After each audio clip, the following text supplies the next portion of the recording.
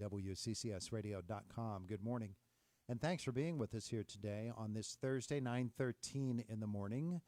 The communities at Indian Haven, they always have something interesting to talk about when they visit with us today. And we get to meet Dana today, so this is going to be fun. Dana Heitzenrater joining Heather Midock in the studio. And Heather, we have had you on before, but it's our first time with Dana, so we're looking forward to this visit, which is presented by Marcus and Mack. Voted best law firm and best personal injury lawyer 4 years in a row in the Best of Indiana County contest. You can visit them online at marcusandmack.com. Ladies, good morning. Good morning. It's good to have you both here today. So, Heather, we want to talk a little bit about care and long-term care, huh? Yes. Our facility, we do skilled care and long-term care. I'm going to let Dana talk a little bit about this. She's our administrator at Communities in Indian Haven. Mm-hmm. Dana, it's like, Dana, you're on. You're on. Just like that. Well, there's plenty to talk about when it comes to, because these are issues that people are really concerned about, and they really go into the choice of what home they're going to use, doesn't it? It sure does. And it is important that the community knows that they do have a choice.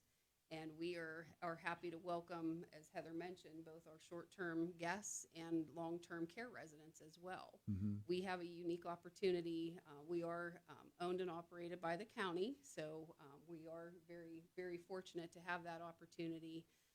We can welcome long-term care residents under the Medicaid system, and that's something that we do want to make sure that we highlight and make sure the community has an awareness of, mm-hmm. because sometimes that can be a difficult placement, and we want to be able to facilitate mm-hmm. that and make it an easier situation. So we're very excited to be able to share that and help the community understand that we're available for that service as well. Well, let me ask you, because you'll know this right away, and I don't. Is there a specific definition for long-term care? That's something, it's when someone would need to transition in a permanent situation mm-hmm. into a skilled nursing facility. So they're not able to care for themselves at home, take care of their activities of daily living, bathing, dressing, grooming, medication management, those types of things. Uh-huh. And then we're able to help with that transition and help them transition into a new home at our facility. Yeah. They can make that space their own. They can bring in things from home. We have to safety check them, of course, if they want to bring in like a recliner, mm-hmm. a special piece of furnishings, things like that. But we do welcome them to customize that space and make it their own and make it comfortable and home-like for them. Yeah, and that's really important for them to have that little touch of the environment that they are so used to, and it's been a part of their life.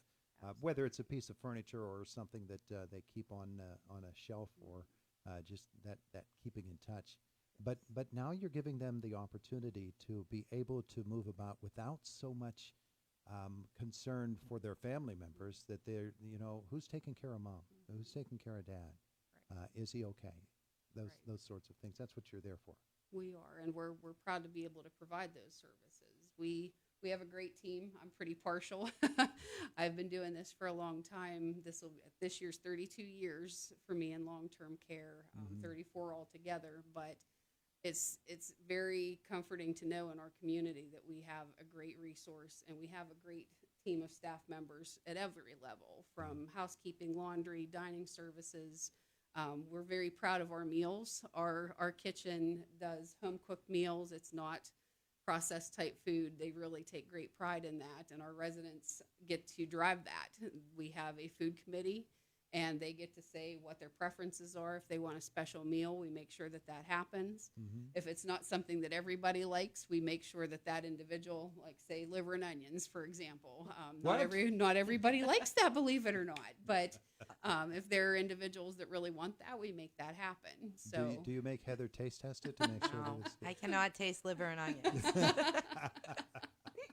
But you know what? There are some folks that they have those things that have been a part of their lives for a long time, and that you do your best to accommodate whatever it is that you can do to make them feel that way. Talk about medical situations in long-term care, because that's another thing that you have to feel comfortable that those who are caring for your loved ones know what they're doing, and that they're doing the right thing. Correct. I'm glad that you asked about that. I think that the community does need to understand and have a better understanding that nursing homes aren't just places where we hand individuals their medications and that's all that we can do. Mhm. We can do IV therapy if someone gets an infection or they need to have a medication for fluids through an IV. We can do those types of things. We do respiratory treatments for nebulizer treatments, for breathing difficulties, different things like that. Mhm. We do skilled wound care with advanced wound care, wound vacs, those types of things. So nursing homes aren't just places where, we're just doing the basic day-to-day things. We have advanced skills and we have great nurses that are able to do those things. Yeah, you can't just be a pill dispensary. Right. For instance, you mentioned wound care. Mhm. If those issues, especially if somebody has diabetic concerns or whatever it is that's going on with their immune system, the various things you have to watch for infections, all of those things. And again, it's that confidence that people have to have that their loved ones are being cared for properly. Yes. And we want to make sure that we try to keep the individuals in that comfortable setting. Mhm. It's very, very disruptive to individuals when they're in the long-term care setting to go to the hospital. It's a change in environment that can cause confusion, that can cause them to be anxious and upset. We try to do as much as we can in this familiar setting, Yeah. that we try to keep them comfortable and keep them well cared for. We absolutely want to make sure that they get the advanced treatment if they need to be transferred to the hospital, but there are a lot of things that we can do right there Yeah. at the facility to help them. Yeah, yeah. One of the things that, and Heather, you can weigh in on this as well. One of the things that has always impressed me is when a home makes sure that people, even if they don't feel like they want to get up out of bed and do some things, you don't force is not the word, but you make sure that they have activities, that they have opportunities to move around, and to actually that aids them in their getting along. It keeps them healthy. Yes, it's important to obviously keep your mind working on top of everything. So we do a lot of activities. We don't force somebody to do activities, but we do encourage it. We will say they have an off day and they don't want to go do an activity. We bring the activities to the room and they do certain activities, even if it's crossword puzzles or a craft. They still get that one-on-one activities. Yeah, it's really important for It them, is important. To keep their minds active and their bodies too, because and as we know, if you're just going to lay there, you're going to cause yourself more problems, and you don't want that. There are people who go into homes who obviously don't want to be there, and might be very, very resistant. There are others who understand the situation and are able to function a little bit more highly because of it. You have to take all of that into consideration when coming up with a care plan for each and every resident. It's not a cookie cutter thing, is it? It is not. And that is something that we're very proud of, that we do help each individual. Not everybody has the same needs. If we treated everybody the same, I think that that would certainly not be a helpful situation. We really do dig deep, as Heather mentioned. If we have some folks that really kind of want to stay to themselves, that type of thing, we try to draw them out and understand about their life history. What did you do for a living? Did you like sports? Did you like baseball? Were you a homemaker? What are the special things to you? And then we can adapt and help to offer some of those things.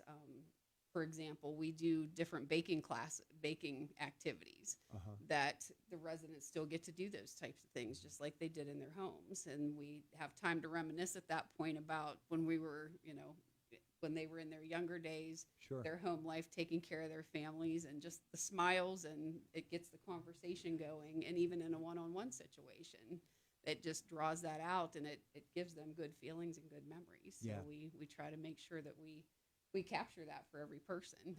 We have one individual who's a little bit younger, doesn't like typical sometimes things that we do. So we do one-on-one activities with that person. 80s rock music, yeah? WWE wrestling. We tailor it to what they want, and it's exciting, and it's so rewarding to see how much they enjoy that. Yeah, yeah. Heather and Mary, when they've been here in the past, they both talked about how open the opportunity is for people to come and to tour the facility if it's something that they, they're in the market, they're looking for a place for themselves or for a loved one, that they can come to the communities at Indian Haven. You're open to having them come in anytime, and you'll show them around and answer all of their questions. And that's a really important thing for people. It's very important. A lot of family members are scared and don't know which direction to go. So I do ask everyone to come in for a tour. Just stop in anytime or call me. Any questions that I can help you with, I will. And if I don't know the answer, I'll find out for you. Yeah. So I do ask that give me a call if you're in that situation or just need someone to vent to about it all. Yeah, absolutely. All right. It's the communities at Indian Haven. It's been through a lot of different iterations over the many years, but it's been an institution for Indiana County residents for a long, long time. And Dana, I know that you're very proud of that. Very much so. Very much so. Wonderful. Well, ladies, thanks so much for coming in, visiting with us once more. Thank you We for having appreciate that. And we'll get you back next month, talk a little bit more. Okay, Thank you so great. much. Thank you. It is the voice of Indiana County. It's WCCS 101.1 FM, AM 1160, and WCCSradio.com. 24 and a half after 9 o'clock. Westwood One Sports coming up in just a moment or so. Matt is back with us from the WCCS newsroom as well. In our next half hour, Justin Mason visits with us, the Conservative Energy Network. It's Indiana in the Morning, always presented by First Commonwealth Bank, WCCS 101.1 FM, AM 1160, WCCSradio.com. Happening this afternoon, it will be Pirates baseball on the air